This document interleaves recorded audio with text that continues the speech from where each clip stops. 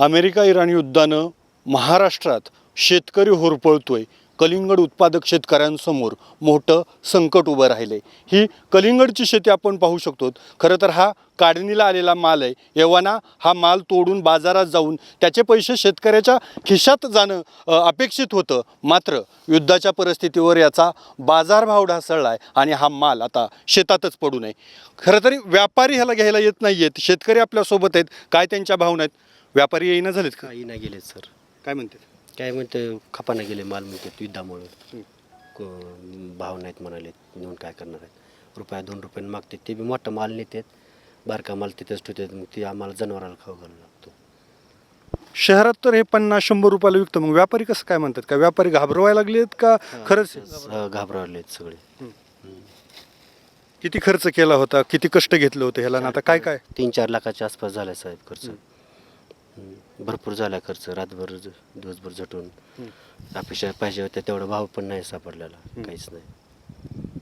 किती पैसे येणं अपेक्षित होते जीवनात? काय करायचं होतं त्या पैशावर? नियोजन काय होतं? शाळा, घर, पुन्हा शाळेचे शिक्षण चालू होतं सर. किती पैसे येणं अपेक्षित होतं?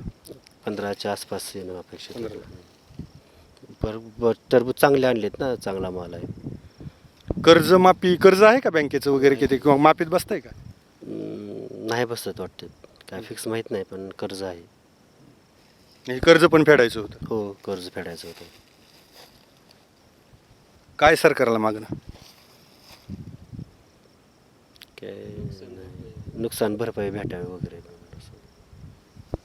किती कसं कष्ट घेतलं होतं हे जगवायला आणायला? काय जगवायला आणायला मी रात्रीचा दिवस करून ह्याला फवारणी, ड्रेचिंग, औषधं ही 2-3 लाख रुपये खर्च झाला. 10-15 लाखाची अपेक्षा होती, पण तेवढं काय म्हणजे शासनानं काय लक्ष दिलं नाही. व्यापारी काही नात 2 रुपये 1.5 रुपये किलो करण्यापेक्षा रोटर करून टाकावं म्हणून असं. आता एक पोरं TPS कॉलेजला आहे ती धाराशिवला, तिथं 2 पोरं आहेत. 80-80 हजार रुपये फीस आहे त्यांची. शेतकऱ्याच्या पोराला फीस तरी माफ करावं शासनानं, एवढं तरी करावं आमच्यासाठी सगळ्या. वडील आहेत कधी बसले? हां, वडील आहेत. ह्या शेतकऱ्याचे वडील आहेत. खरं तर मुलाचा कष्ट बघितलं. मुलानं कष्टानं पिकविलं होतं सगळे. हा, पण कोणाला ना कोणी आ ना व्यापारी व्यापारीच नाही गेलेत ना. असं झालं का कधी ह्याच्या अगोदर? आ असं ह्याच्या अगोदर कधी झालं का? झालं. कर्जाचं पण फेडायचं होतं ह्याच्यावर. हा, आता कसं फिटणार? आता कुठलं पेटायचं आणि काय? काय सरकारला सांगायचे? नुकसान भरपाई मिळावे, पहिलं कर्ज आहे ते माफ व्हावं, ही अपेक्षा आहे आमची. खरं तर ह्या शेतकऱ्यांच्या भावना आहेत.